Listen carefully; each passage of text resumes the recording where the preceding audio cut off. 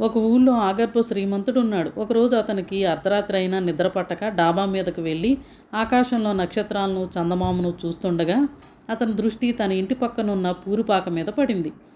అందులో ఉండే కూలి పని చేసుకునే వ్యక్తి పాక బయట నేల మీద చింకి చాప మీద గురక పెట్టి నిద్రపోతూ ఉండడం ధనవంతుడు చూశాడు.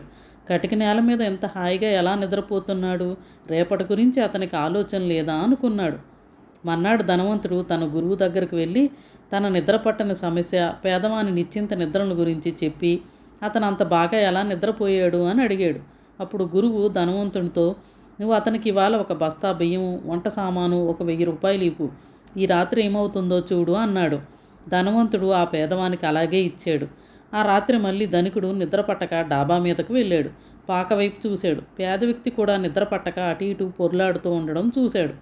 మన్నాడు పేదవాన్ని పిలిచి, ధనికుడు, నిన్న రాత్రి నీకు నిద్ర బాగా పట్టిందా అని అడిగాడు. అతను లేదు అన్నాడు. ఎందుకని అని అడిగాడు ధనికుడు.